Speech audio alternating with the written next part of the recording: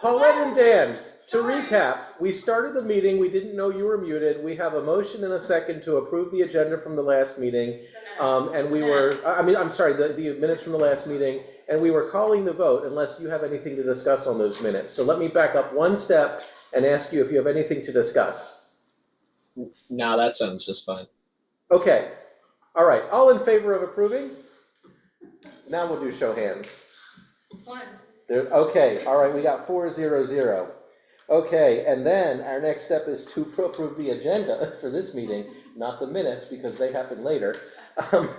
It's been a long week already, it's only Tuesday. And now we're recording. Oh, no, that's... What's happening? That's me, sorry. Okay, all right. Is there a motion to approve tonight's agenda? Oh, wait. Well, Did we get...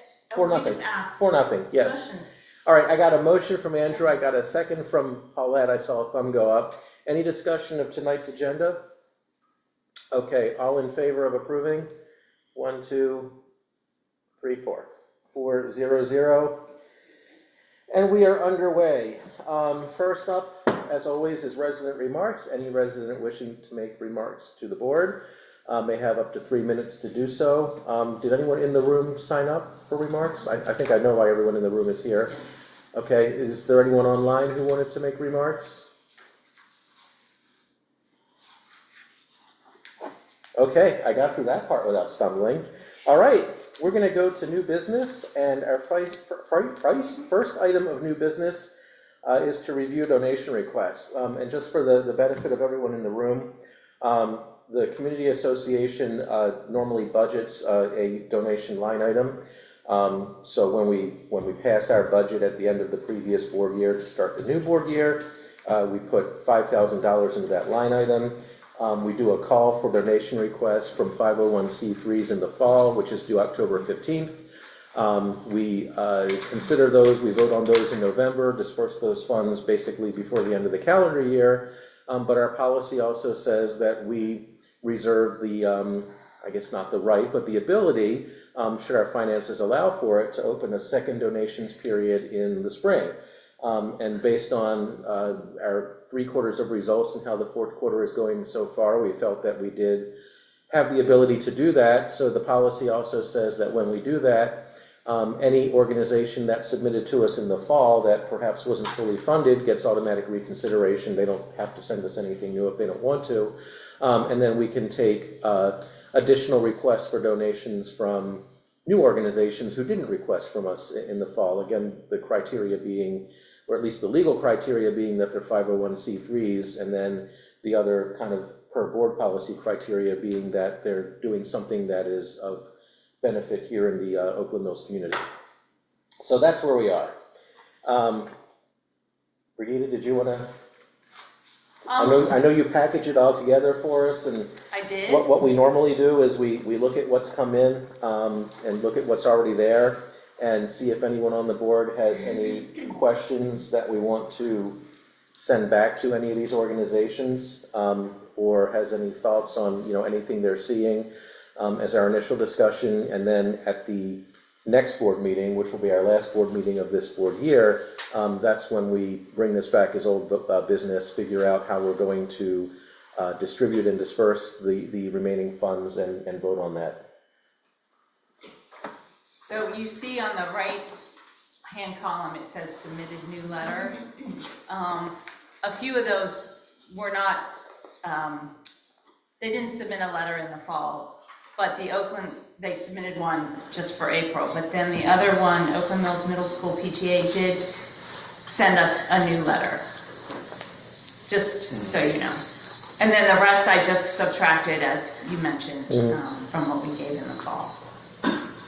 And then if we gave them what they requested in the fall, and they didn't request anything new, then that's why they didn't have anything additionally yet. Yeah. Oh, and the other thing I'll point out is organizations vary, but any organization that asks me, I say, you're not going to offend us. Ask for what your needs are. We're probably not going to be able to give you everything. So, none of these organizations are necessarily expecting full funding from us. Some of them would ask for way more than we could ever, fund for everyone anyway. Oh, and my other standard disclosure that I always make. I am the current president of the Oakland Mills High School Fine Arts Boosters, so I will abstain from voting on how we disperse the funds. I'll abstain on commenting on whether, what, or if the Fine Arts Boosters should receive anything. But like a representative from any other organization, I'll be happy to answer questions about what they do if there are any questions about that. Okay, I think I've finished my annual or biannual spiel. Any questions from members of the board on any of these organizations where we want to go back to any of them for follow-up as we consider over the next couple of weeks?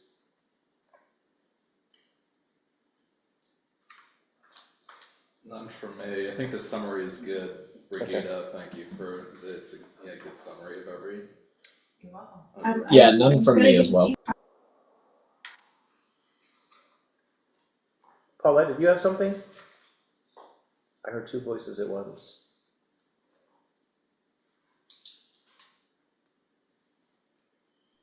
No, I don't have anything. Okay, all right, very good. Okay, then if there are no follow-up questions for any of these organizations, our next step is to figure out how we're going to want to disperse these funds. Obviously, the requests are more than the funds we have to disperse, so it'll be another exercise of, figuring out who and what and how much we want to give so that it all adds up to what we have available at the end, which I think is it's $5,000 in total, right? If I'm remembering the budget. So what I would ask of my board colleagues is, take a look at what we've received over the next couple of weeks. If you can come up with your, thoughts of how you would make all of this add up to $5,000, please, feel free to circulate that via email, send it over to Brigida so we can start off our next discussion in old business with, maybe, for example, what we did last time where we have, a few different scenarios where it all adds up and then we adjust and tweak within those and come up with the final distribution of funds. Unless there's anything anyone wanted to take any action on now. Bill, I was just summarizing the donation process. None of our other colleagues on the board have any specific questions that they want to go back to any of these organizations with between now and when we vote on the distribution of funds. So I was just talking about how we want everyone to take a look, think about how they would, take $5,000 and disperse it among these, and come prepared with maybe some scenarios like we did last time, so we can look at the different scenarios and then arrive at the one we want to go with. Because tonight's new business, next time it's old business, Yes. we make those. Yes. Yep. Yes. But did you have any questions No. you wanted to go back to any of these organizations with? Okay. All right. Brigida, anything else? No. Well, this is great. Okay. Employee handbook. That's a Brigida item. So, I didn't have Amy obviously make a copy of the entire handbook, because that would have been a lot of paper, but I did send it to you when I first, so the process was, we had agreed we were gonna update the employee handbook. I met with, I think her name is Heather? Heather from HR Strategies, I'm drawing a blank. And so we had about an hour and a half discussion about items that I would like to update. She informed me of some things that federal and state law required us to update, and she also indicated some areas that they've made revisions to. After that conversation, she went back and provided all the updates, which I sent to you at that point, and asked if you had any additional updates. Jonathan sent me a couple, mostly relating to the introduction, just some language, and then a couple of other items. And then I did send her those changes, and I myself had a few changes from our discussion that she kind of misunderstood a little bit, so I wanted it clarified a bit more. And then she sent me an updated copy of that, which is what I forwarded to you with all of the changes. Mine were in red, hers were in blue and green, I believe. And Bill did send me a couple of items based on that, which I received, and Bill, I put most of them into the handbook, but I didn't know if anybody else had any other questions or concerns or things that they thought should be in the handbook. The last time it was updated, it was, the board did review it, and then they voted on its final piece, final edition, I guess is a better word. So, yes, No, to me, it looked like it covered everything. I know there are laws that get passed that force updates to it, et cetera. And it seemed that that was a bulk of what the changes were, okay? And I felt it was good all the way through. I had 3 or 4 cleanup kind of suggestions. One letter was missing here, kind of things like that, but nothing really substantial. And I felt it was good to go, my personal opinion. okay. Thank you. Yeah, my feeling on this is that personally, I'm not a labor lawyer, and the staff is, I mean, we're responsible for the staff, but the staff is under the purview of the manager. We directly oversee the manager, so as far as I'm concerned, our role is to, probably comment on things like the introductory language, because that's kind of setting the expectations of the association for, the full staff, and we are the association, but the rest of it is really more, labor law, following policy, that sort of thing, and Brigitte is the person who has to be well-versed in that and ensure everything's running smoothly, so other than looking for, stray punctuation marks or something like that, I stay out of the rest.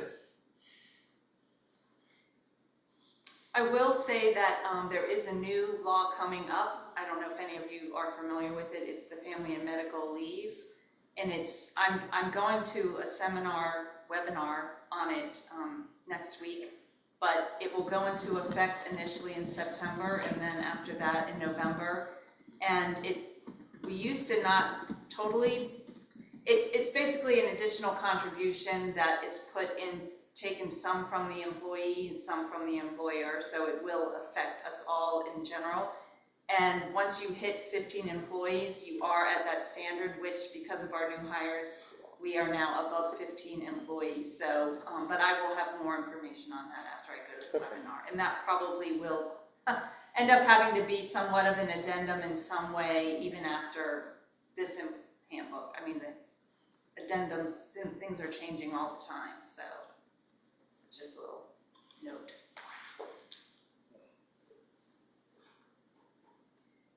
Where I work, we would call that interim guidance after the manual is published. Anyway.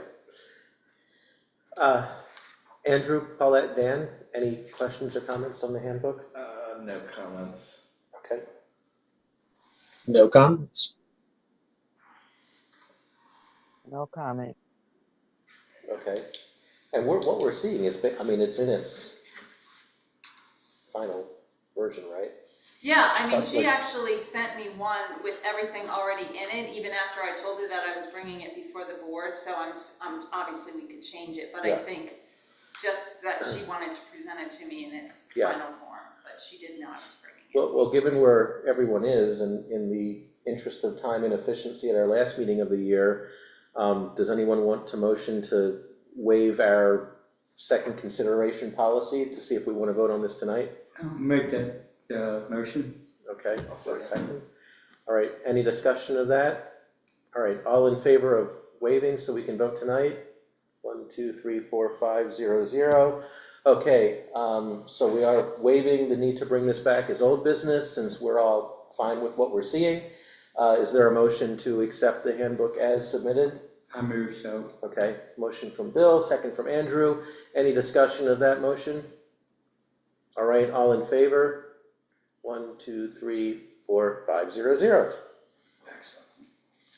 One less thing to do in 2 Yeah, weeks. that is excellent, I'm not gonna argue. Sailed through it. All right, we're already into old business. Okay, old business, first item. We have to appoint our 2026 to 2027 Board members.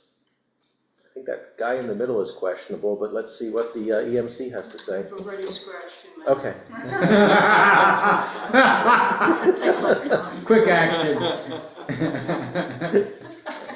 You want me to do this? No. Yeah. First, Charlotte and Louis are members of the committee. Pat Gillies was going to be here today, but she wound up with a conflict on Yards Alive or something like that tonight. I want to thank, on behalf of the committee, and if you guys want to say anything, Brigida was a phenomenal leader of the really professional. She listened to some of our crazy, of our ideas, and she responded she would wait and then respond very professionally and say, you gotta be kidding, we can't do that, it's not legal. No, but she was just great.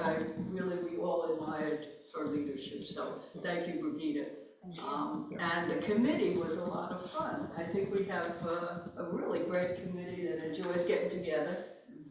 We do have one complaint, right? This is our third year. She knows what it's going to be. I do know. I know it's gonna be Third too. year, guys, and there's no contest, which means we are out of pizza 3 years ago. Oh, no. Just, you don't have to comment, I'm just saying, okay? So the committee has decided we're gonna run next year if you don't have to. Just to get the pizza. That's a high-priced pizza. How's our budget looking? Can we have a quick pizza party for the EMC? I don't know if we're jinxing this, but actually, okay. So I'm gonna read this whole thing. I didn't last year, but I think this is kind of could be a strange year, right? So, is it okay if I read the non-contested election? Or I probably was supposed to read it last year. In 2016, the members of the association passed a bylaw amendment stating that if the number of candidates for the board of directors was equal to or less than the number of open seats, those candidates who submitted a valid candidate application and met other criteria required for holding a seat on the board of directors would be deemed elected, with the one-year term of office beginning May 1st. The members also passed a bylaws amendment stated that if the number of candidates for the Columbia Council representative seat was equal to or less than one candidate, the candidate who submitted a valid candidate application and met other criteria required for holding the Oakland Mills seat on the Columbia Council would be deemed elected with the one-year term of office beginning May 1st. If both races are not contested, there will be no election held. So we have the pleasure of announcing a phenomenal board that has represented Oakland Mills and has done an absolutely great job, and I think shown, frankly, a leadership role for other boards, which is one of the things that I'm most proud about this board. And I'm glad to see that all you guys are back. So, Jonathan Edelson, Andrew Mark Freed, Bill McCormick, Daniel Pierce, Paulette Pettiford Thomas, and for Columbia Council Rep. That was a Were you commenting on CA? Were you commenting on CA? Karen Henry. Some of you will understand that. Please, Karen Henry, Oakland Mills election chair, Judy Thomas. Thank you, guys.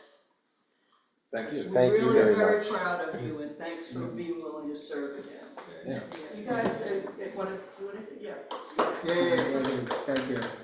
So before we call a vote, Ginny and the whole election monitoring committee, thank you very much for volunteering and for taking it very seriously. I know from talking to Brigida that you read every word every year. You have input, you have suggestions.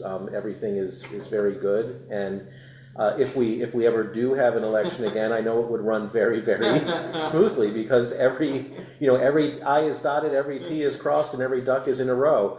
We're just, waiting to actually have an election. But hey, if we don't, we have more money for the donations policy, right? That's right, exactly. And that's why I'm saying, what's it going to cost to have a pizza party for these people? A lot less than having an election. So give them a pizza party. Buy a lot of pizza, Yeah. Two things I want to compliment you on that we've experienced with this board. One, you release, if there was a contested election, you would release the names of the people in the village, and then the check on it says whether they voted or not. That is not true in every village. People are having trouble getting that information. The second thing that you take very seriously is the public process, and you have, or you probably don't remember since we haven't had it in a while, but you have vote counting in a public forum. That's right. People can come and watch it. Everything is above board, and we're finding that is not happening. So thank you guys for being open, transparent, and everything else you are. Thanks, Jimmy. Thank you. Thank you. Of course you may. Oakland Mills is the example of how to do things right in these elections. And I've, early on, went over the process with a fine-tooth comb and got involved in some enhancements over time, as I was on the board in 2016 when we made those changes. And I love that all the vote counting is in public. We set the example of how all elections should be throughout the country. And the country has a lot to learn. And I'm sad that other villages are not up to par with us. And that's very sad. So I want to thank the election committee members, Ginny and Charlotte Lewis and Pat, for taking the time, the energy to go through this. And it's been a dry run for the last 3 years. But thank you so much. Stay with it. And please come back again next year. And you didn't have to promise a pizza. I might be able to swing something before then, yeah. We'll have them back. Thanks so much. Thank you, John. Of course. Anything from other members of the board? Okay, is there a motion to accept the results as submitted and appoint the 2026-2027 board members? I saw Bill's hand go up to my right. I'll take that as the motion. And I saw Andrew to my left. I'll take that as the second. Any discussion? Dan and Paulette are already voting, so I've got 2 yays. Who else is yay? Okay, 3 more, that makes 5. 5-0-0. All right, congratulations, everyone. Or condolences, I'm not sure. Welcome back. Welcome back. I'd like to say thank you to the Election Monitoring Committee for being always willing and ready and responsive. So thank you. And Ginny, thanks for being chair this year. It's a real group effort. It's always an entertaining meeting, so it was very enjoyable, but we also get a lot done, so. Hard work is a lot of fun. Yeah. All right, so now we are on to the next item of old business, and that is Newtown zoning recommendations. And Bill submitted some reading material for all of us that hopefully we've had a chance to look at, and I'm going to turn it over to Bill to read this one. Okay, thanks, Jonathan. The Newtown Zoning Task Force has been meeting since last year, and their task was to look at Newtown zoning, which I think here is section 125.0 of the planning and zoning regs. And our Columbia Council rep, Karen Emery, is on that task force. She's been keeping us up to date. And last Wednesday, the 8th, yes, last Wednesday, I was there along with Ginny, Paul Wojcinski, another resident from Oak Mills. Karen was there. We listened to the presentation from the consultants, and then around the room there were many boards set up and explanations on the different groups of suggestions, recommendations, preliminary recommendations that have come from the task force. And in the process, from what I understand, many of the recommendations came not from individuals on the task force, but more from the consultant and from planning and zoning. And the task force was asked to review all these in discussion, etc. So these are recommendations that were many given to the task force to consider. And then they did due deliberation, and as we see here, there were originally, the task force had 42 preliminary recommendations, and as a result of internal discussion, etc., they came up with a final 28 preliminary recommendations. And we have, let's see, when I attended the meeting, the planning and zoning staff said, there's a survey for you to fill out, please get it done and in by April 21st, okay, which would be next Tuesday. And I haven't taken the survey yet personally myself. I've read through all the recommendations and done some research on them and come up with what my answer would be to the recommendation, and then I'll have to go through the survey to fill that out. And in the survey, there will be places for people to put in their comments. It didn't just answer the question, it's what further comments you have about this, etc. And I told him I'd probably do a 2-3 page write-up and email it in to planning and zoning personally as a private resident, not as a member of the board. I did sign in representing the board at the meeting. I didn't make any positions at all. I just asked a lot of questions and said how I thought we should work on these going forward. So what I'd like to do in the time allowed here on the agenda, if possible with the other board members here, here's my idea, is the 28 recommendations are grouped into 4, looks like about 10 different groupings. And I had sent this out. I know it's tight timeline. Maybe the board members didn't get a chance to read through it. I'd like to try to get a good feel from the board members tonight, certainly on the group of recommendations, if not each recommendation as I go through here.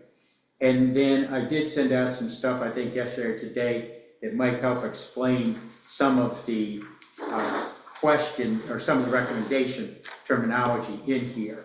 So what I'll do is I'll go through and then ask for board comments on this as we go through here. If that, Jonathan, does that seem workable to you? That sounds good. Okay, very good, thank you. Okay, the number 1 is creating another new town district. Recommendation number 1, maintain the original petitioner's ability to expand or restrict a new town district. Anybody have any comments on that from the board? And then from the general audience here? I'm not sure what that really means. Like, isn't there just like, how many districts are there? And that, as I understand it, is just one new town district, which is Columbia.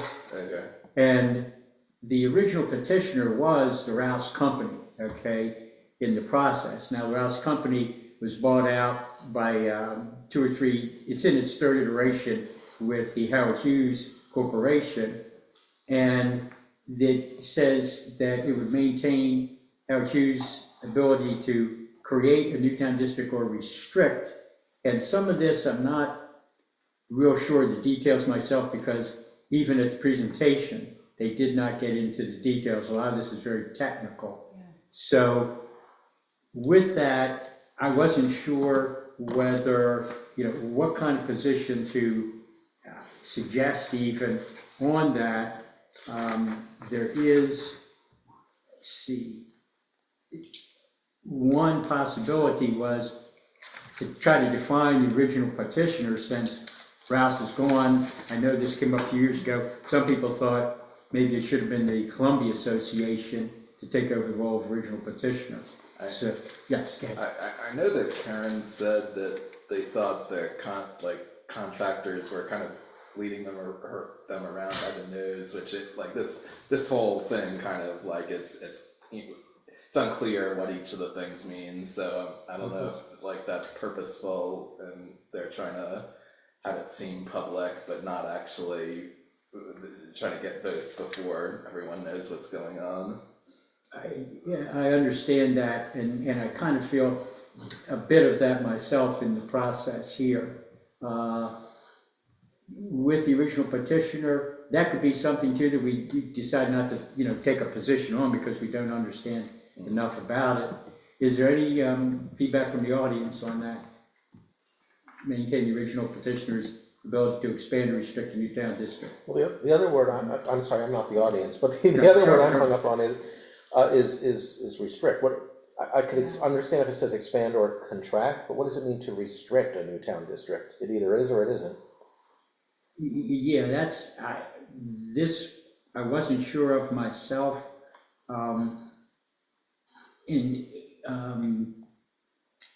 the original petitions restrict the Newtown district. I don't ever remember Rouse getting into that. Newtown was created, property he owned and CA put a lien on was Newtown district. And now what they did do, I think, is, but CA annexed some land because the original acreage is less than the current acreage under the lien fee. Right. So they in effect expanded the district Right. by adding that. Yeah, yeah, that's why I understand expand, I just don't Yeah. understand what it means to restrict. Well, Yeah, yeah. were they talking about, creating a new one, like say, look at Gateway as an example?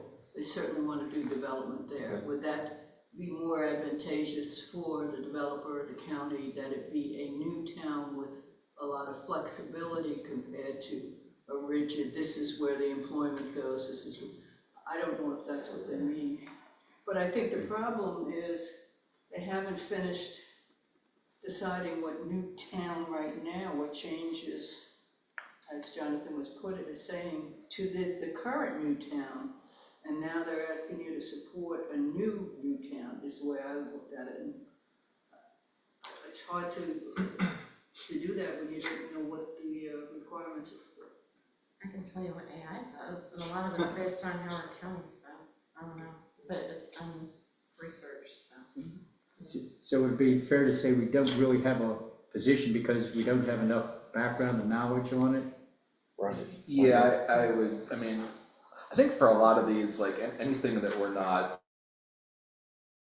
sure we mean and know that it's beneficial, like we would almost be wanting to vote against it until we got more information. Well, Yes, let's- May I make a comment? Sure. I would say, I presume these zoning recommendations will in fact become zoning laws in the future. That's the intent, is that correct? Which Yes, if means they're I would passed. say that the board shouldn't vote on anything without getting legal advice. These are all gonna become laws, and they all have massive implications for how Columbia is gonna look like. I would recommend to the board that you get a lawyer to look these over before you vote on anything. Because I don't think any of the people on the board are lawyers, and if you're not a lawyer, you don't know what any of these words mean. Honestly, that's my own 2 Yeah, cents. well, we're not necessarily voting on anything anyway. Yeah. You know, the best we can do is potentially advocate on something we understand, and for that, we might also need a lawyer, so, yeah, point well taken. Yes, absolutely, absolutely. And my hope would be that if the board decided to take a position, and some of these might be easy, like number 10 is maintain required 36% open space.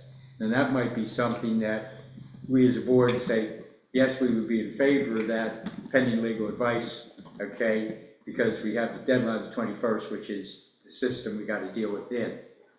But that would be something where we could say, yeah, we could all agree, yeah, maintain required 36% open space. And we could, I don't know how we put it in response to planning and zoning, but pending legal advice, that'd be a good point to do. And I'm not sure we'd have the time to get that done by 21st, but that is something that we could put in there, the caveat, the legal caveat on anything we put here. Good point, Lois, thank you. Okay, so I've got one that there's not enough information to really understand the options on this. Okay, the second group is preliminary development plan, the CSP, which is, the definition of that here, is the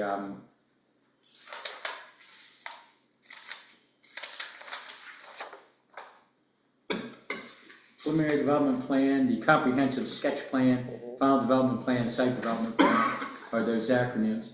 So they're dealing with all of those, which are the drawings and plans that a developer has to put forward as part of the process to eventually developing a property. So there's several under here. Maintain its current overall structure, but seek to simplify the approval and development process within Newtown zoning district. Any comments on that from the board? So I have a kind of a blanket comment that starts with this one, and we'll be able to tell where it applies to the others. I know, you know, obviously, development plans, you know, through that process are the legal purview of the county, you know, through administrative arms like the planning board and ultimately the you know, the council. But I'm gonna say anything within Columbia that seeks to simplify or streamline by cutting out a role that a village board currently plays, we oppose. So if there's a village board step in that process beyond our covenants, I think we oppose it. And if there's not a village board step in that process, but our covenants come into play in some way, then I think we oppose any sort of law that, you know, overrides the contractual agreement we have with the property owners in our villages through the covenants, is what I'm gonna say to all of that. Okay, that's a point well taken, because there is a bill, Council Bill 29, 2009, which set up the village redevelopment, or village center redevelopment process. And in there, we had, Jen and I, when we were co-chairs, had Pat Sirota, who had been in with the Office of Law, do an analysis of this whole process, and it's on our village website. I was glad to see it. You easily find it there. Thank you. Thank you, Amy. And that process differentiates between a minor redevelopment and a major redevelopment, and the role of the village board in either of the processes. And I do feel that a blanket statement that any deletion of the village board in the process, or lessening the village board's say in the process, that our board would oppose. My guess is we'd be on solid legal ground to do it, because it's what we have now. And of that whole second section, yes, that's a major concern I have.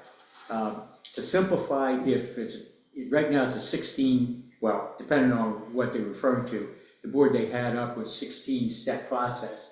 And the consultant I was talking with, I said, our concern is that no entity in that process gets deleted from the process of the simplification. If you simply maybe combine 2 steps into one, but no entity gets deleted in the process, that might be something to look at, okay, in my personal conversation with them. But, and I'll go through the rest of these here, so we've got a blanket statement on it. Standardized requirements by land use types across the FDPs, the final development plans. And I'm not sure exactly what that would cover, but it looks like it would add some consistency to the process of final development plans, because if I remember correctly, each final development plan is totally unique in the process. Yeah. So any thoughts on that? Okay, I'll move on. Remove the comprehensive sketch plan as a step in the development process. There's four steps in it right now: preliminary development plan, comprehensive sketch plan, final development plan, site development plan. If all the information, my gut feel was, if all the information in the comprehensive sketch plan was going to be in either the preliminary or the final development plan, then that might be something you would look at combining into, take the information that's in 4, combine it into 3, not delete, but combine, and then in that process, delete, was my gut reaction to that. Any thoughts? In our most recent development here, this is the 7-Eleven, did we ever even see a CSP? I remember the preliminary plan, the final plan, but did we ever actually even? Good question. I kind of remember the preliminary and the final. Yeah. I don't remember comprehensive. Yeah, I think if it's integrated, I don't see why not. Hans, did you have? Yeah, I think basically the idea behind a comprehensive sketch plan is it doesn't require much technical knowledge, as it is to look at a site development plan.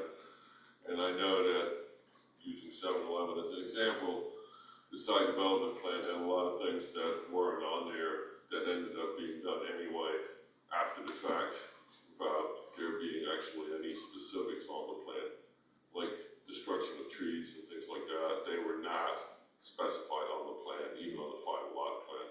So the sketch plan is supposed to give an overview to residents of this is what is going to happen, not, 2.7 inches from the curb is going to be a drain.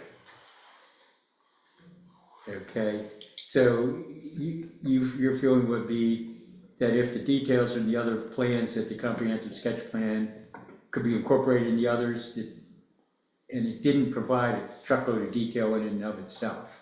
Right, it doesn't provide detail, but it's something that's in a public forum, so to speak, is more viewable than either of the other two plans. Oh, so the layperson who isn't technically oriented, the comprehensive sketch plan is more oriented toward them to help them kind of see what it would look like. Okay.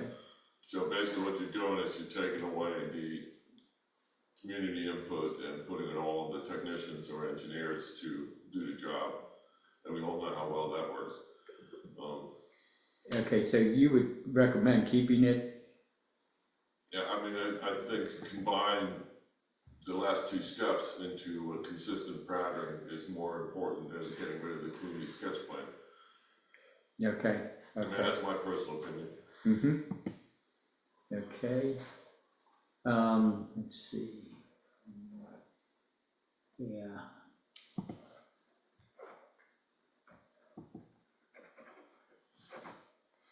Okay. So combine, what two plans was it? The last two phases can actually be part A and B of the same phase. It's basically a refinement of the number 4 is a refinement of number 3. Okay.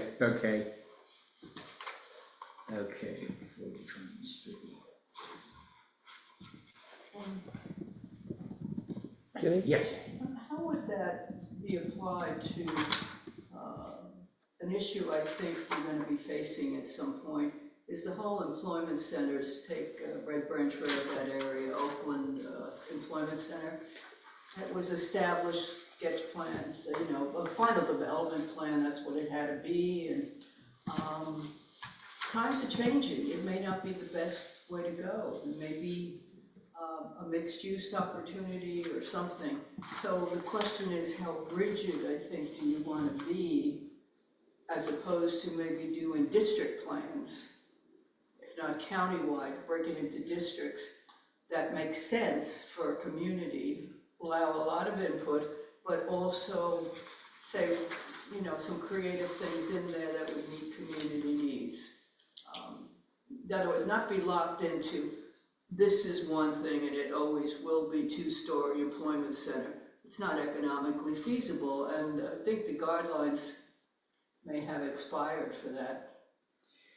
Okay, and So I don't know how the process is so difficult when you get locked into a final development sketch plan, Yeah, because that's that why was a sketch- 1970, The sketch plan 1965. is, I look at it as a community input phase, not as a, final definition phase. I look at it, because basically, let's face it, I mean, who's gonna look at the final lot development plan in detail, except somebody you pay to look at it, Yeah. and who has the knowledge?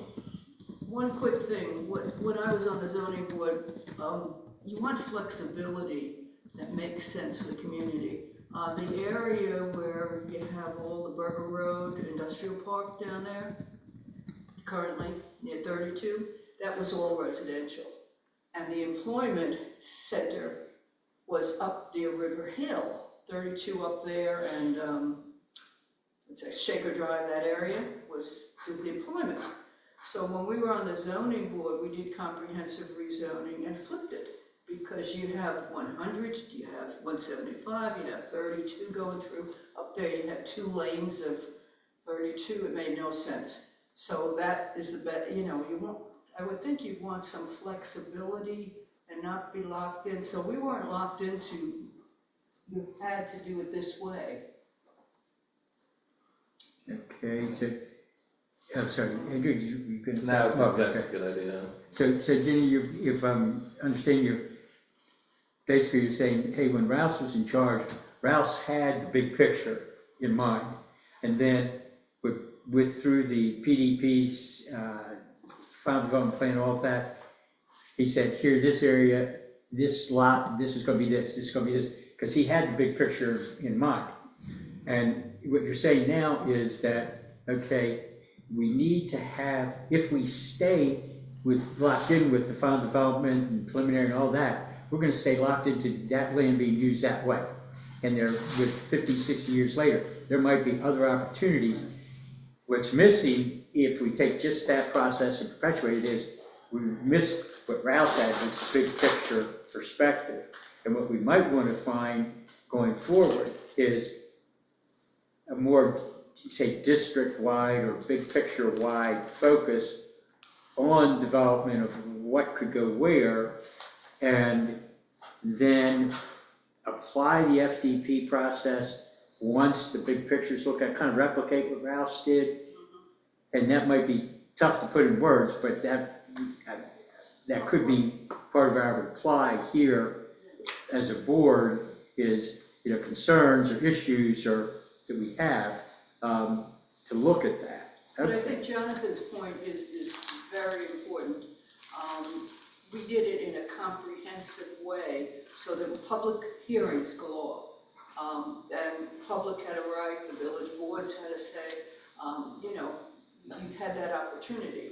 So then you form it, and you may wind up with something like we did. Employment center makes more sense where the roads are, and you knew they were being built, 95, et cetera, as opposed to all that. Can you just picture that up near Great Star and 32 in River Hill? Mm-hmm. Well, Now you can't, but it's a whole different story. Right. oh yeah, what they did to 108, Yeah. never mind, right, yeah. Yeah. You're right, you're right, you're right. Yes, so maybe that whole section of the PDP, CSP, et cetera, as they get into the details, consolidate this and expand the types of usage, can be approved administratively through DPZ, identify most effective opportunities for public engagement, and maintain them as a priority throughout the development process. Number 7, my guess is from all of us, we'd say yes, that identify most effective opportunities for public engagement, maintain them. So my thought is what we'll try to do here in the next couple of days is put our thoughts and ideas into a position that we could take. Some of this might not be real technical or yes, no, but a process for that second section that is it takes a comprehensive big picture. Don't let the process buttonhole you into keeping things the way they are.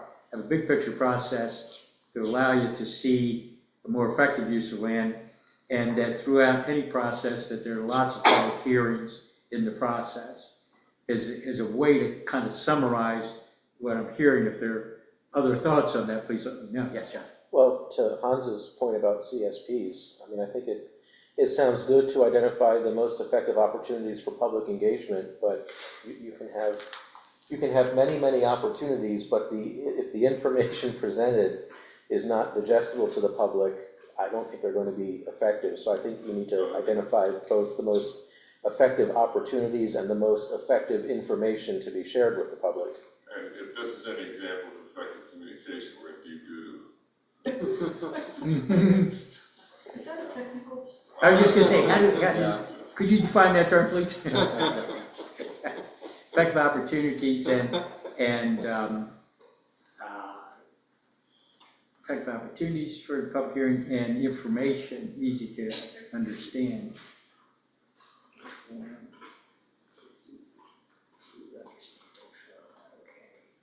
I know this is a bit laborious, but it is an opportunity, and I feel as a board we need to at least explore what these recommendations are, because they will affect us.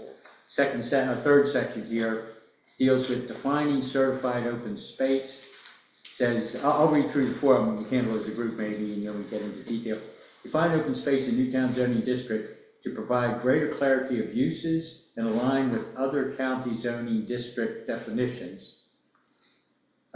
Suggestion 9, maintain the current definition of open space in section 125, etc.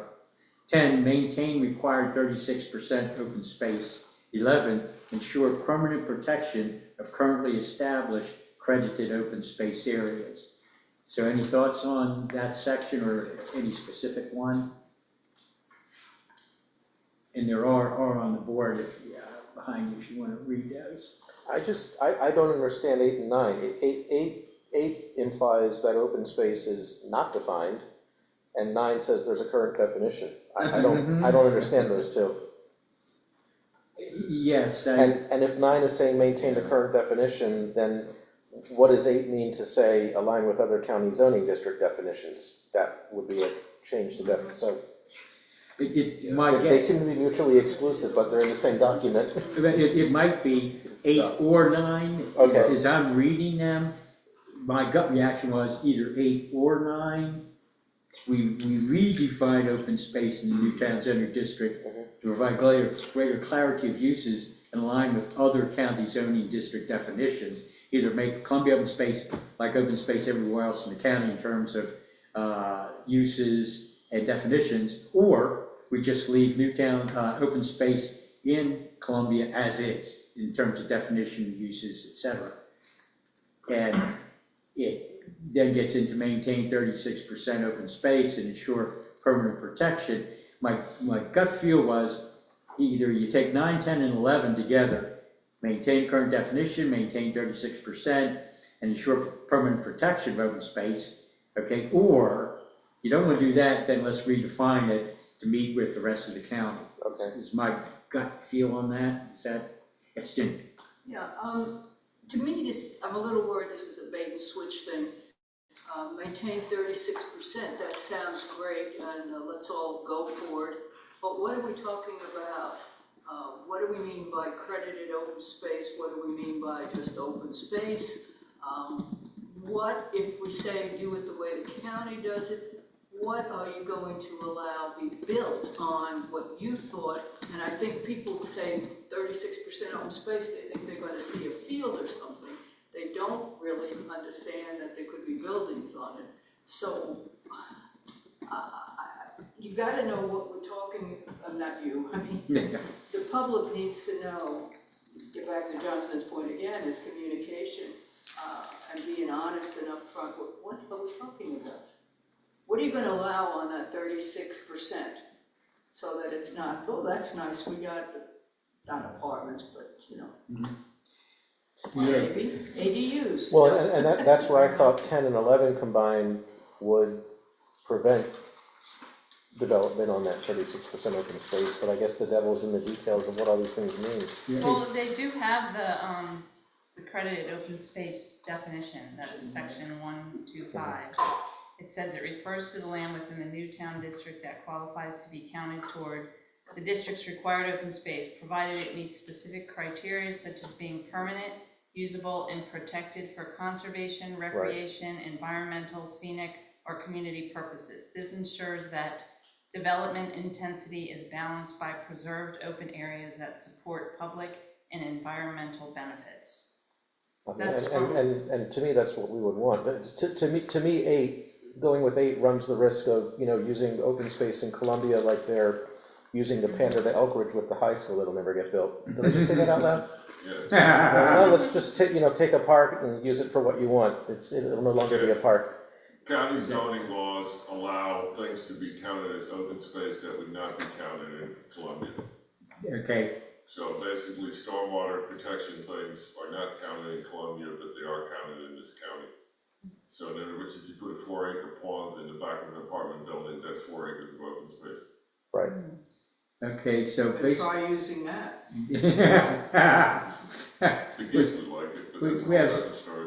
Yeah, we have water ski tournaments here every year. Well, and the thing is, that's why I think these things all matter in relation to each other. You combine number 8 with number 10, and all of a sudden we're well above 36%. Yeah. Because, they would probably count that stormwater upgrade they made to Whiteacre as open space now, right? With the 2 sides of Whiteacre. Mm-hmm. Good point. So for this section 3 here, basically I'm hearing a consensus, no to number 8 and maintain 9, 10, and 11, which is, to our understanding, given the language, what we already have and have had. And one perspective I have on this whole process is, yes, we need to review what was originated almost 60 years ago, because time brings change, okay? And you don't want to become a historic district. You want to always be up with the times. Parts might need to become historic districts, but you always want to be forward-looking. And at the same time, Columbia in the last 10 years has been awarded for many different organizations, magazines, etc., one of the 10 best places in the country to live, one of the 10 safest places within the last few months, article in USA Today. So I always feel, if it ain't broke, don't fix it. You know, what got Columbia to all these awards, etc., is the process, are the rules, are etc. So if it ain't broke, don't fix it. You know, so I kind of try to balance. Time brings change, but if it ain't broke, don't fix it. And what you dance with the one with brung you. So I got the feel for section 3. Section 4 is apartments definition, and adjust the definition of apartments to align with other county zoning district definitions. One suggestion. A second, create a new land use category for single family attached housing types. And then third, create a new land use category for diverse housing types, including missing middle housing types. And I think there is in one of the printouts that I think I saved it for myself. When Newtown zoning, the density chart has several categories under it. Single family, low density, single family, medium density, apartments, single family attached, apartments, multifamily, employment, open space. And so those are the 6 land use categories in the Newtown zoning district, okay? So my gut feel, and Karen's here now, thank you, that the section 4 there, the suggestions 12, 13, and 14, look like they would want to make Columbia like the rest of the county in terms of definitions of apartments, etc. And that would loosen up what could be done within Columbia. It's my gut guess on that. Any thoughts, board, and then the attendees?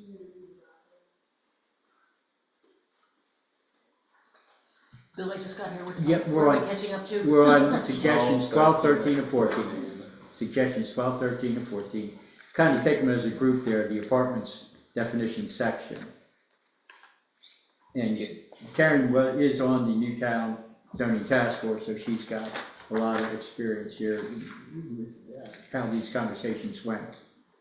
Yeah, I'm trying to remember the specifics of number 12, Bill, because there was something about how townhouses are defined. Apartments and townhouses seem to be in the same category, and they want to just split them out. So. Okay. I guess that, if that's accurate, that might make sense to do, but yeah,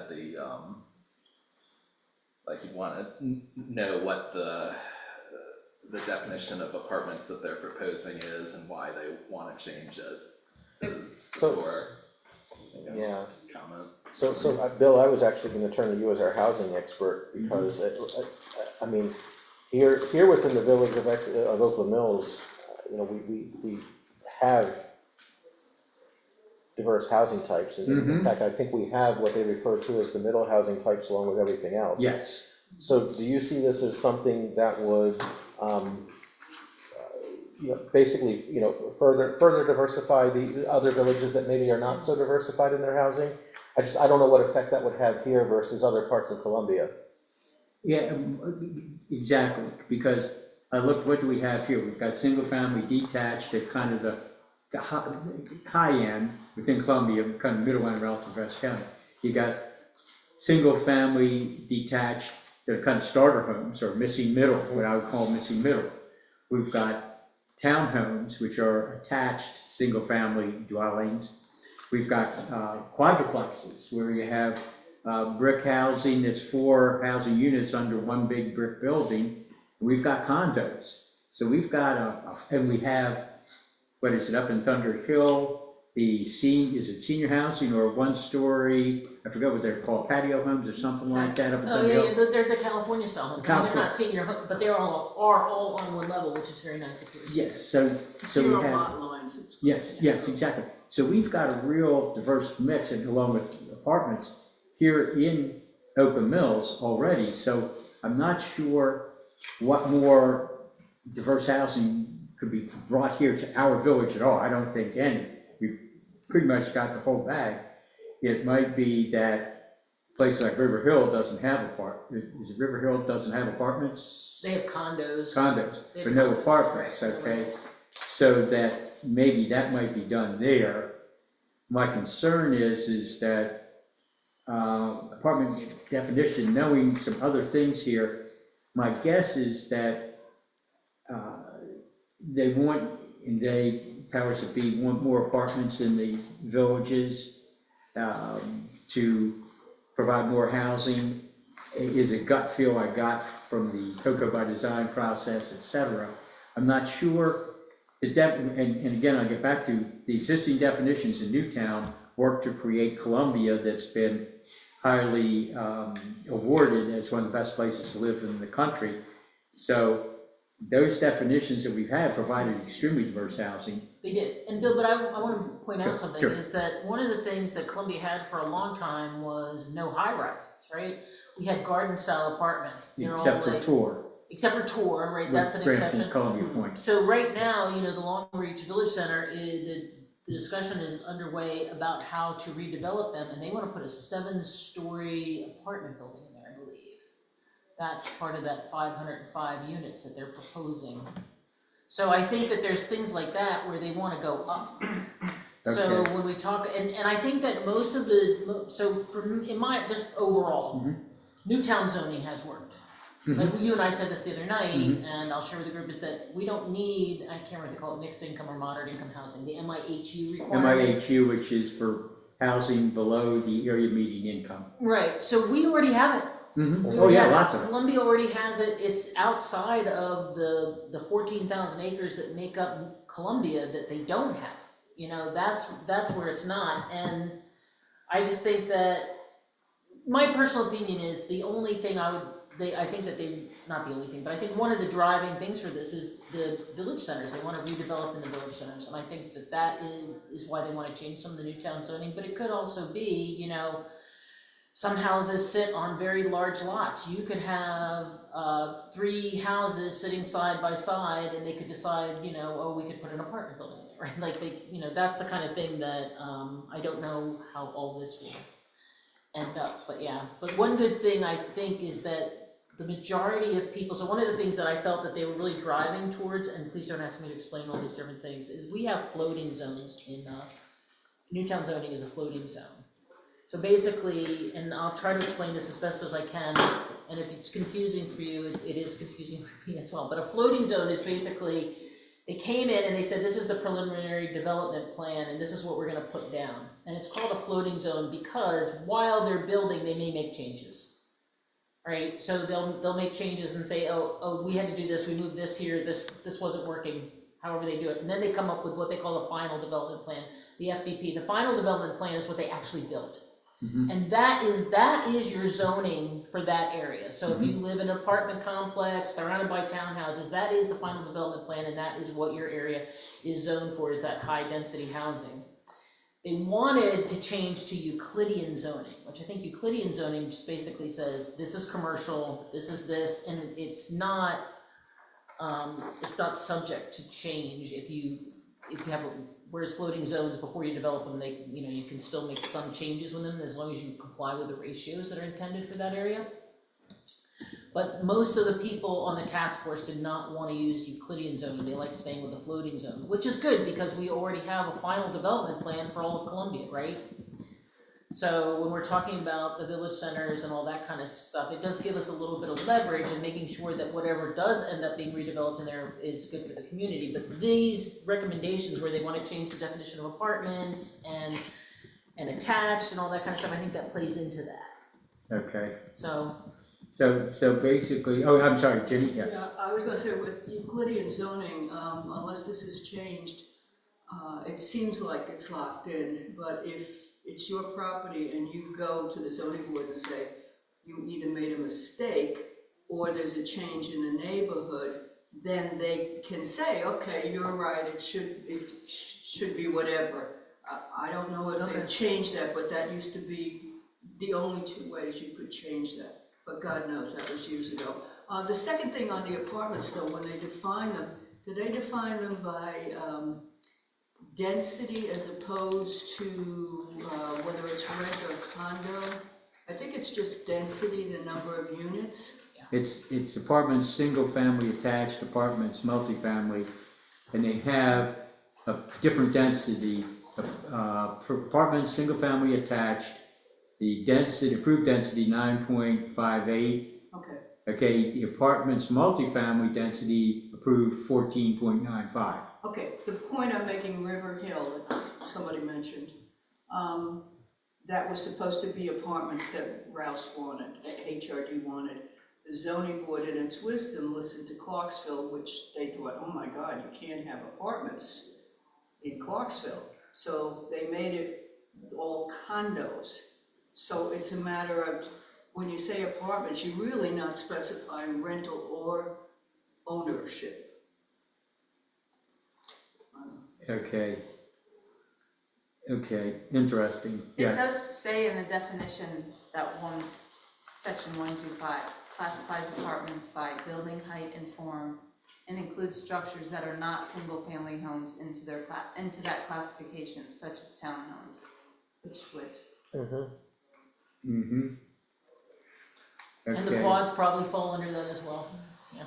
Okay, so I'm showing that the kind of consensus on section 4 is that the current definitions have produced a great deal of diverse housing types in Oakland Mills, and that we wouldn't see any necessity to change. Yeah. Okay. We'll go on to the next section. Oops. Two suggestions. The original petitioner. One, remove the role of original petitioner to amend commercial final development plans. Two, the county should review the potential for the planning board or another entity to take up the role of original petitioner. Any thoughts on that? Does everybody understand what the original petitioner is? Which would be the Rouse Company.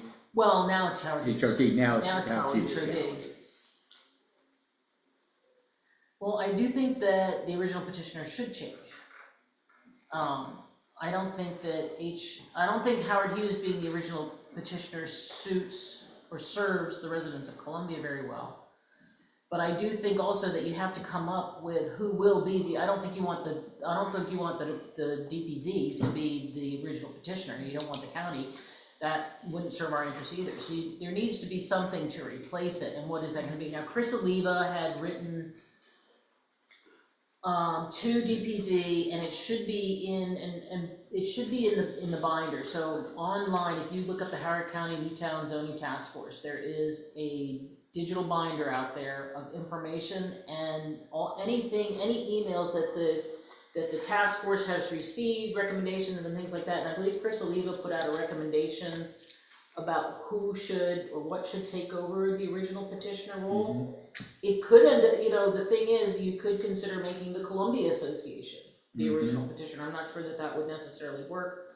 But you could have one person from each village serve on some kind of committee to act as the original petitioner.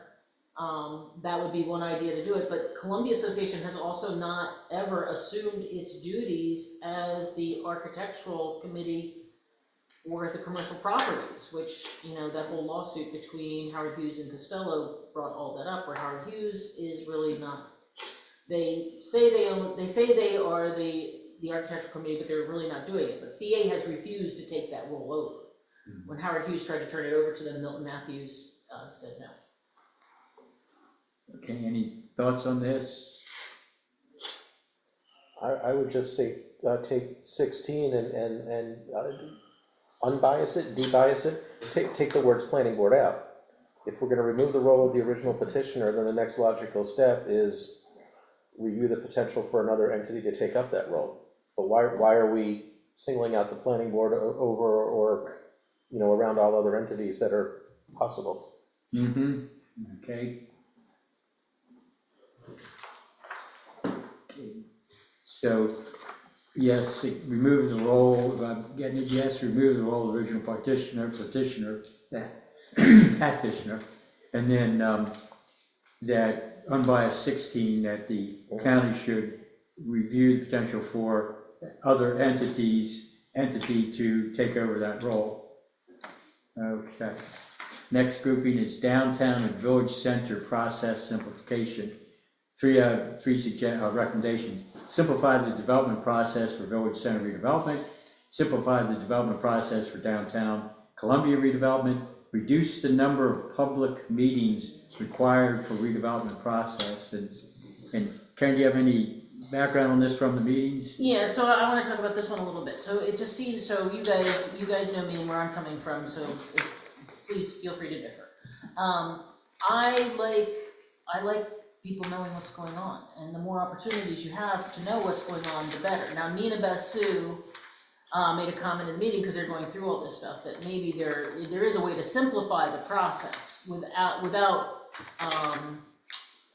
shortchanging the public and being able to have their say in what's going on. But it seemed to me that the conversation was more about just removing the village boards from the redevelopment process entirely, and I don't like that idea, because I just think that that is a conduit to the community and making sure that everybody's aware of what's going on, whether it's, the notices that we put out and things like that. So I don't want the village boards cut out completely, but I do think that the village could work side by side, hand in hand with the whole process. Maybe there is a way to simplify it, but I would be I would want to make sure that we didn't shortchange the community in being able to give feedback. One of the things I was very disturbed by is I actually did testify in front of the hearing examiner about the redevelopment of the Long Beach Village Center, and I was concerned about parking and other issues that this is going to have, because 505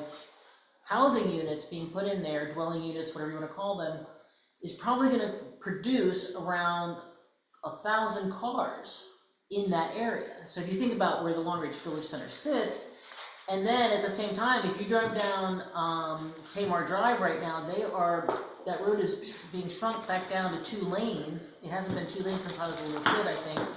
It's being shrunk down to 2 lanes, and they're going to put bike lanes on either side. So you think about 1,000 cars coming and going in that little space, and then you have bike lanes, and then you have people coming from the other side of Snowden, in the mornings and the afternoons to take their kids to Jefferson Elementary School or pick them up. School buses traverse that area all the time. And last but not least, they want to put a sports complex in there, and so every weekend you've got all of those people competing with each other. So I just thought it was, it was good to go and talk about this stuff. So that's the kind of stuff. Sorry, I didn't mean to go down that rabbit hole. But the fact of the matter is that the hearing was at 10 a.m. on a Wednesday.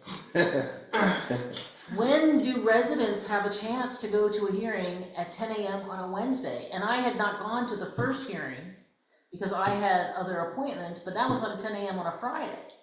So they didn't make it so that the hearings were in the evenings or on a weekend so that the residents could participate and state their case. And I just know that as busy as everybody is today, both parents are working, kids are in school, they've got camps, they've got everything going on, just making sure you have enough time to get supper on the table sometimes, and then you say, oh, I've got to also go to this hearing tomorrow, and maybe you don't have holiday time that you can take. So there were maybe 7 or 8 people that actually did go and testify along with myself, which was great, but I'm concerned that if you cut the board is one other place for residents, and we're meeting in the evening and gives everybody an opportunity to hear, what's going to happen and to weigh in.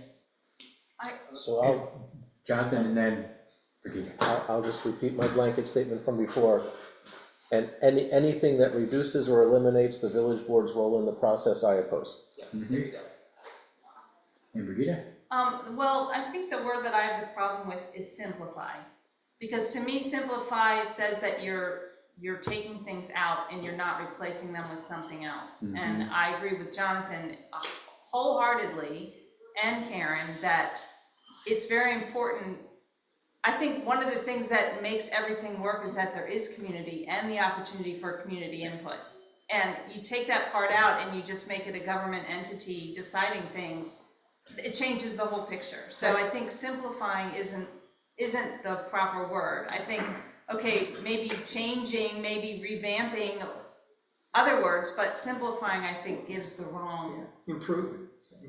Or improving, yeah. Improving. And isn't that like also Enhancing, the essence improving. of like what Columbia is about? Is Yeah. so that communities and residents can be more involved in stuff like this, that they can have their say. So if you take that out, then they don't. It's kind of defeating the purpose of Columbia. I'm gonna say what I'm thinking. My gut feeling is this is in here because a large corporation, who I won't name, who has a lot of commercial properties throughout Columbia and Howard County, didn't quite get their way through a redevelopment because it followed the process, and whether you agree with the outcome or not, they didn't get their way. And simplifying that process might, get them to their way faster. 100%. Ginny? Jonathan. Yeah, this part of the problem was CB 29 really had too many hearings. And I think we all experienced that, and people, said it should be not simplified, but reasonable. So you want to balance resident input or anybody's input with also, you've got to balance a developer too, if you want economic development. So CB 29 was long talked about, it needs to be reformed. But the problem I think you have is, if the department had only taken CB 29, which is the basis they use for these hearings, and told you what it would look like, give me a new CB 29, simplified or revised, so that you could react to it, not this, Yeah, what's happening, you can't react to that. So it's their fault, and if they just do that, maybe it would make sense, and it would involve the right people, having a say in a timely fashion, because it costs a lot of money too for the residents to oppose it. And if it drags on, and you had hearings on top of hearings on top of hearings, and it was the same thing in many cases, that's crazy. And it costs the residents a lot of money and the boards a lot of money. So there's a balance there, but their failure is not showing you what that balance would be if they had a good point. I perceive the bias on the part of the consulting company that put it together towards development. I mean, obviously, if you read the whole thing, there's just, but the more I listen to it, the more I sort of get the feeling like, let's do away with the craziness of Columbia and basically just go ahead and, pound it through. And, that's sort of, basically the whole thing that's, bothers me about it is that there's obviously no consideration given to resident input. The only thing that I've heard so far out of whatever 20-some points is to minimize resident input, not to take it into account. so one way to summarize it here is provide an enhanced and improved process that maintains the village boards and the public's ability to be involved in the process, meetings held at times people can attend, that kind of thing, as our suggestion for a response here. And of course, I'll put together a draft and then we'll send it through to all the board members and everything, and they'll edit it a lot and we'll come up with an agreement that we Use our can. communication channels too, the village communication channels. Okay, so what with the village communication channels? Yeah, if they keep the village board in the process, then they're able, because it's hard for people to get to a meeting. Oh, yes. One of the ways that they actually get their information is through our communication channels, so that's really important too, not to leave us out. Yes, and a comment I made back to planning and zoning is thanks for giving me this information. And have you contacted the village boards to get them to publicize this survey to all the residents, et cetera? Okay, now I sent it to Jeff Delmonico, copied it to Linda Eisenberg and 2 or 3 other people. I haven't heard back. Jeff's out of the office this week, but I didn't hear back from anybody else, but I did do that. Exactly. I went after that. So I've got I feel for section 6, section 7, and thanks for staying in this. It's taking a little longer, but it's really important. Density cap requirements, 2 suggestions. Maintain the density cap of 2.5 as is, and 2, consider excluding village centers from the new town-wide density cap. And I did send out information to the board as to exactly how that density cap is defined in numbers per the documentation from the Newtown Zoning Task Force. Are you sensing a theme here, Bill? Yeah, oh God, I knew that going in, I mean, you know, but, any thoughts on that? I know what you're gonna say, and I agree, so just write it up. Maintain the density as is, and maintain the village centers as part of the density cap. Got it. Maintain as is. That was easy. Maintain as is. Okay. I've been working with this man for a long time. It's been a great working relationship, John. It's been great. Here's a bone to throw him, if you want to throw him a bone, is to basically say that the density is not taken into account, and it would increase open space by percentage points to offset density. Okay, so could you read that to me again? So basically, if you want to increase density, let's just assume they go through that, basically that if they want to increase density, they also have to increase the amount of open space. So basically, you maintain the same density, except the math is different. Well, wait a minute. If they were to build an 11-story building in Oakland Mills with the parking under it, just so they could get a lot of density, sure you're gonna have leftover open space. No, you're not gonna have any leftover space, because by the time you do. They'd have to increase the open space. No, build it, it's very expensive to do With that. more people using the open space than you would need. I don't know, I just don't trust them. That's a common Well, theme. I agree, but that would be the logical trade-off. Because land is Okay. getting so expensive, you've gotta build up, and I think that's what. So in other words, if I understand the correct concept, if density is increased, the amount of open space has to be increased, so proportionate. Usable open space? Usable open space. Usable open space. We're all thinking grass, but don't Which, forget open space. well, which takes us back to earlier, right? That means we need to maintain the the current Newtown definition of open space, not the county. Bingo. Well, don't Yeah. forget too that open space is also things like the front area of Clyde. Right. That's open space, right? I think the pools might be considered open space. Yes. Yeah, the pools are It's considered- skating rink, it's all open space. Yes, all As I understand it, anything that CA owns is considered open space. The land that CA owns is open space. And CA can put certain types of buildings on it. Okay, the next section, 8, land use percentage requirements. Evaluate and consider adjusting the land use percentage requirements outside of open space uses in order to accommodate more diverse housing types. And so what I would get from that is the chart that I had sent out to everybody who was part of the Newtown zoning process, where you've got single-family low density is, let's see, what percent are they there? Single-family low density is 10%, single-family medium density is 21, apartments 12, employment centers is 18, open space is 37 for the 100% of how they use the land. That's what it is today. And they want to evaluate and consider adjusting these percentages outside of open space uses in order to accommodate more diverse housing types. Any comments? I wonder what Oakland Mills specifically is relative to that, right? Because they're looking at the whole Newtown zone. Right. But as we discussed before, there are pretty substantial differences, village by village within that zone. Absolutely, absolutely.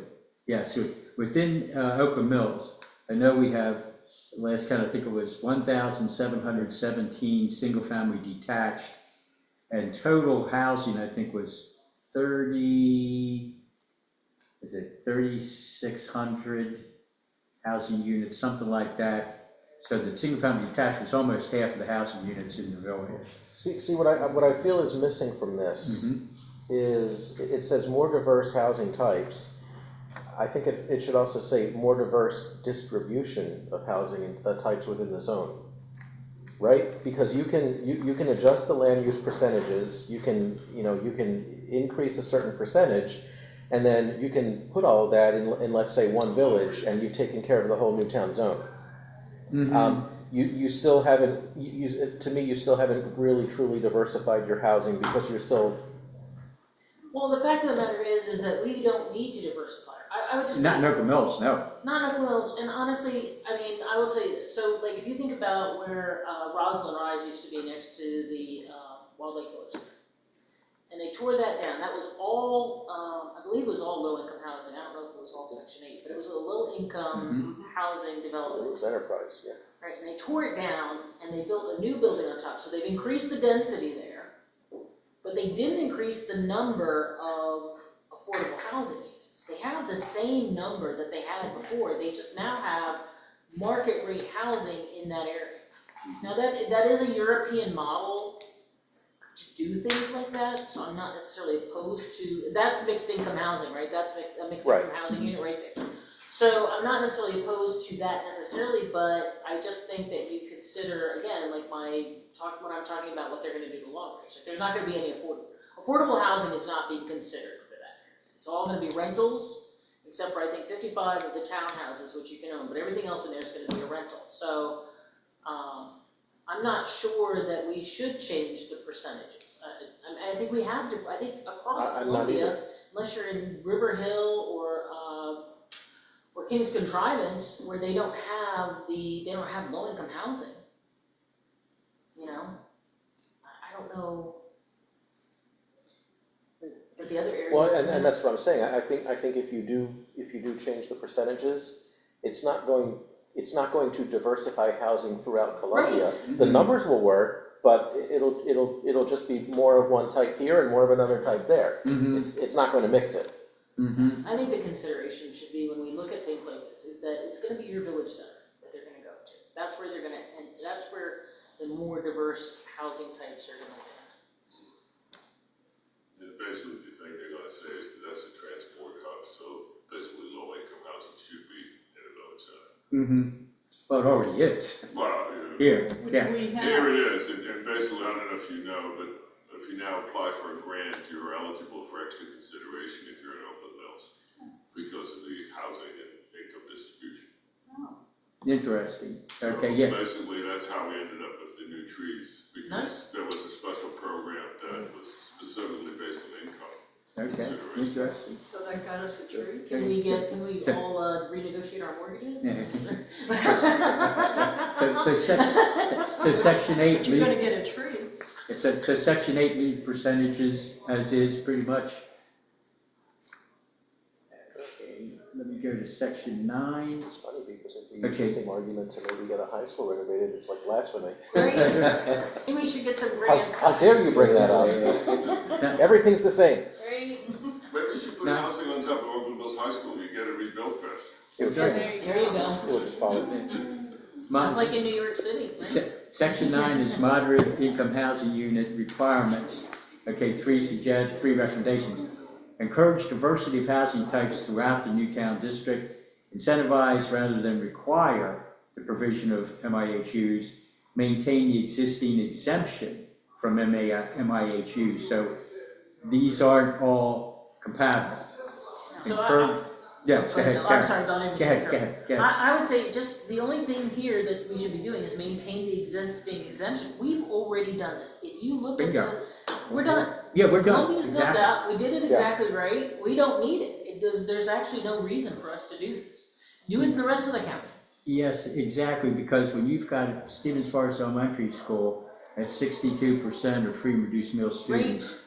And Talbot Springs, I think, is at 58 or 60. Is it that high now? Yep. And Oakland Mills Middle is at the top of the middle schools. Oakland Mills High School is at the top of high schools. I think it's 40-some%. We don't need any more below MI housing. Yes, Jimmy. Did you say incentivize MIHUs rather than require? It's, recommendation 24, incentivize rather than require the provision of MIHUs. That's ridiculous. I agree. I mean, they are requiring like Miller's Grant to have them. They're not doing it and they're not enforcing it. Right. They're requiring supposedly Erickson up on 108 to have it.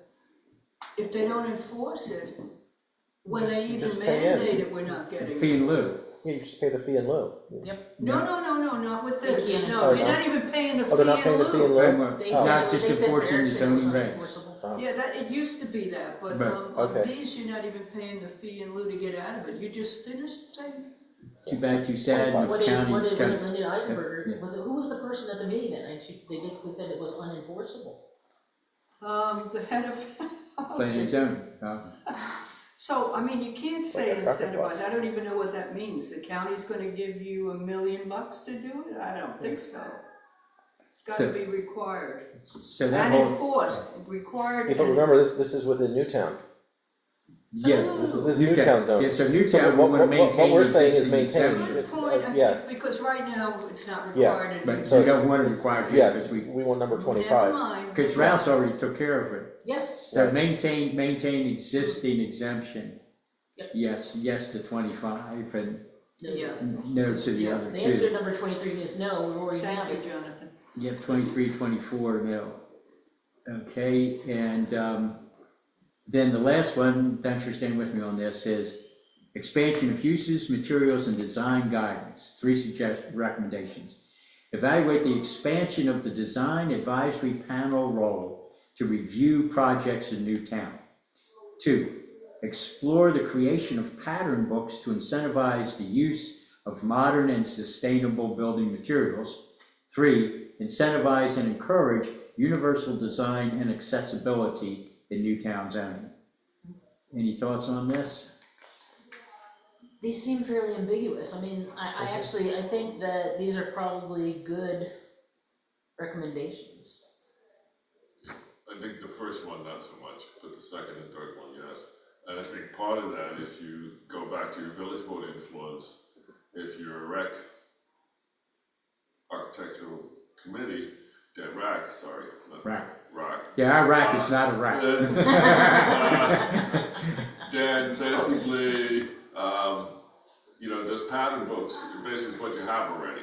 Right. They're Yes. not Yes. formalized, but you have a pattern book, which is. You're talking about the sketch, the sketch, design sketch? I can't remember. Oh, no, our Guidelines. architectural Basically, guidelines. our- Architectural our guidelines, guidelines, is that what you're referencing? Yes. Yes, they okay. are basically a pattern. They are basically a pattern book. Mm-hmm. So to apply them more widely and also apply it to commercial design makes sense, because that way basically you have an enforceable, well, maybe enforceable, rule of thou shalt use, variegated brick instead of brick painted white, just to, pick two opposites of the same scale. Okay, so you would, Hans, you would say, number 26, evaluate the expansion of the design advisory panel role to review projects in Newtown. No. It sounds like another panel, they're talking about simplifying and streamlining, and then they're basically going ahead and adding another panel on top of everything else. Okay, so no to 26, keep it simple, but yes to 27 and 28, because that's in effect what we have As already. Karen said, it's reasonable, Mhm. it's a reasonable suggestion, actually probably the most reasonable one so far. It scared me a little, Hans, when I read it. I'm like, what's behind here that I don't know? Where's the catch? Where's the catch? Yes, I was looking for that, Bill. Like, something's in here that I don't know about. So does anybody else have, any other closing thoughts or suggestions on this? And then I will do a draft, send it to the board, try to get board members to sign off on it so we can get it in by the 21st, is my thought. What do you guys think? I just have a question. All the ones that have the asterisks at the end of them, Yes.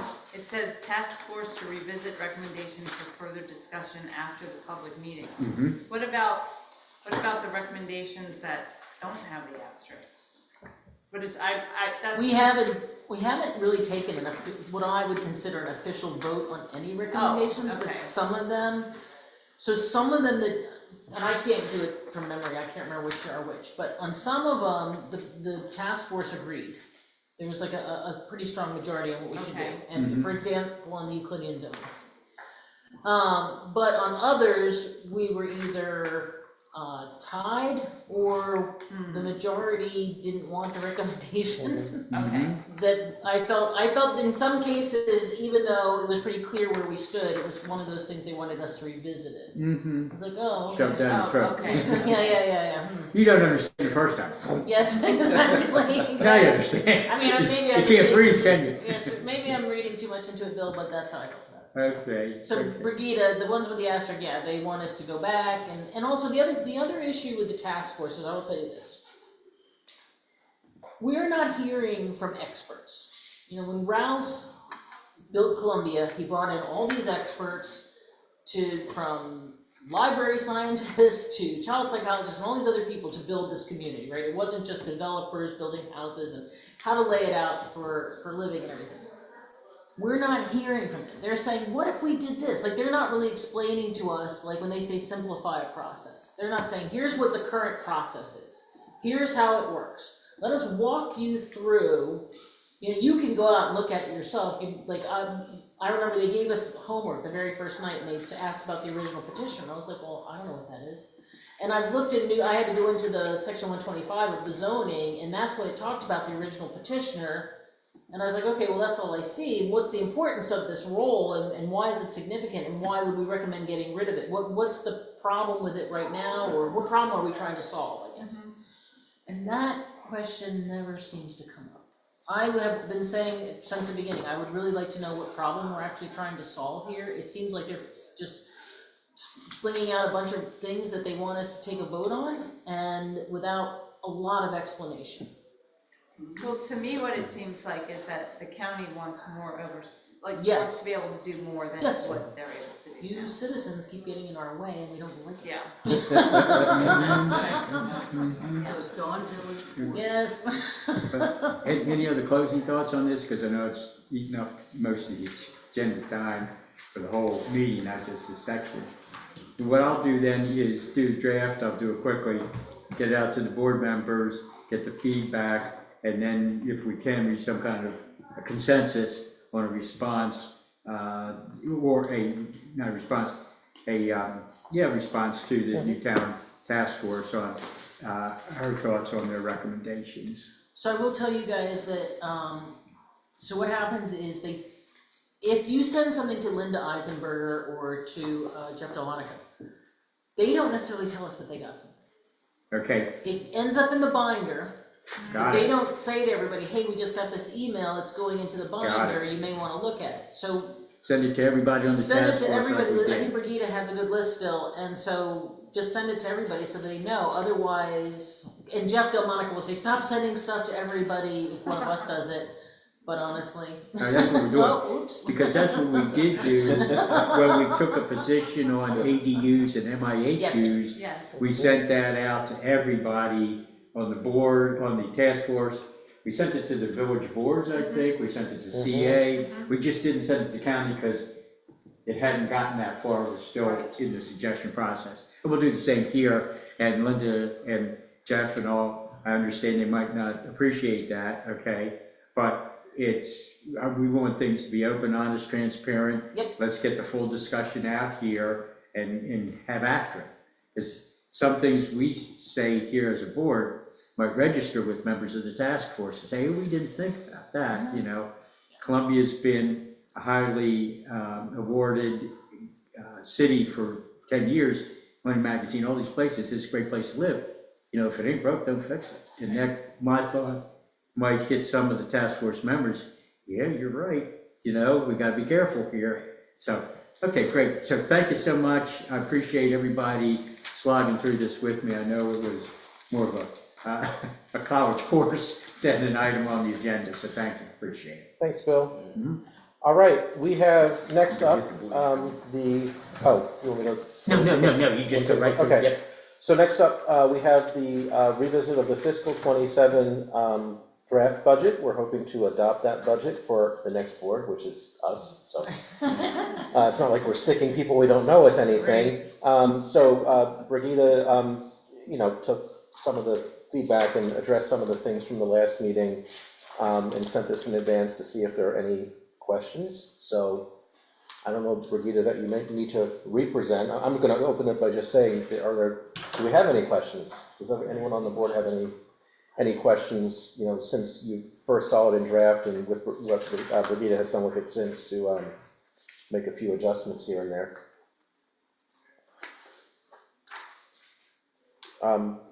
Brigida, I know you highlighted some stuff in your email, but is there anything you wanted to highlight here in the meeting beyond what we've already seen and discussed and read? No, I will say that I changed the rental income number, but since I did that, I sat down with Ellen, and we're actually doing pretty good. So it's not that I was concerned, I just always like to err on the side of caution of you never know who's gonna cancel or what's gonna happen, so. Sure. But that's the only thing that's changed since I created the revision list. Okay. Are there any questions for Brigida, having thought about this over the past 3 weeks? I know that's all everyone thought about since we last met 3 weeks ago. Right, it was 3 weeks ago. We had that extra Tuesday, didn't we? We did have an extra Tuesday, Yeah. Mhm. All right, is there a motion to adopt the budget as submitted? Take a motion from Andrew. Is there a second? Second from Dan. Any discussion? All in favor? 1, 2, 3, 4. 1, 2, 3. No. What, is that a thumbs up? It's hard to tell who's Yeah, doing the. Dan's giving us a thumbs up. Okay, so I saw one floating from the bottom too. I wasn't sure.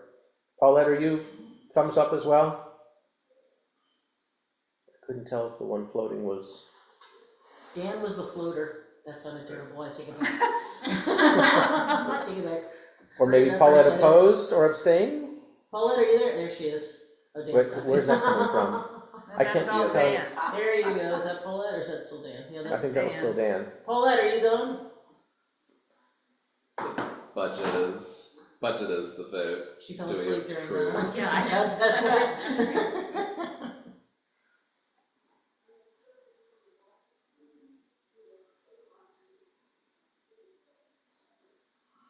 So Robert's rules check, we have 4 board members present.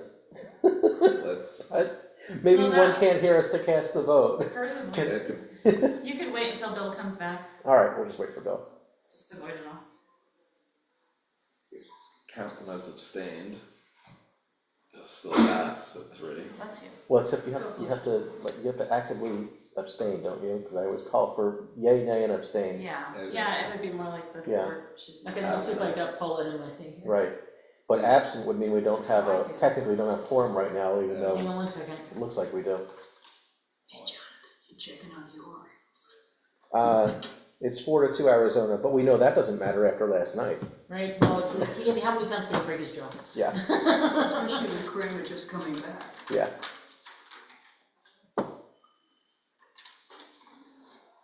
Okay, so I just texted Paulette, so Oh, hopefully. so did I. She's gonna get a bunch of texts, maybe she'll not regret.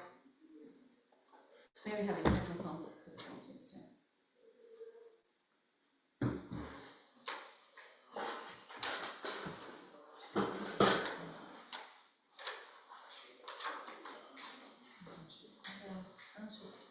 Yeah, right now's a good time for cookie break. Yeah, I Oh, that's why I didn't take chips because I thought it would be very loud when I was eating them. Ah, you're far enough from the mic. You're good. I was like, I didn't want to be over here like opening the bag, crunching.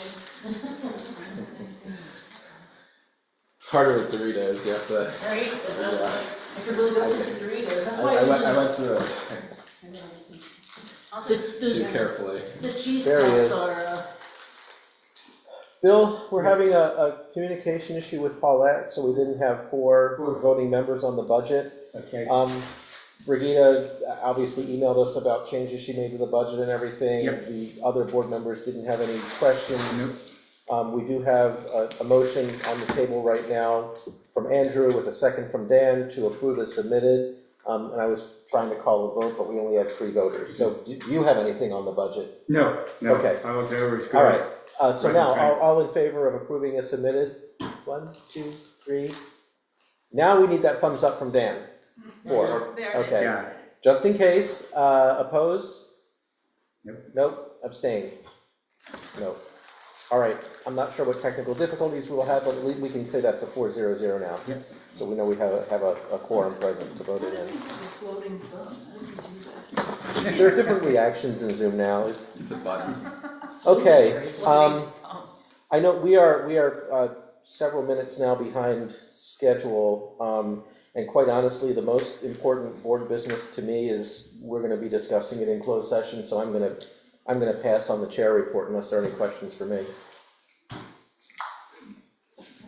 Okay, Brigitte? I don't know, did you want to have Karen, I didn't put her on the agenda because I didn't know she would be here.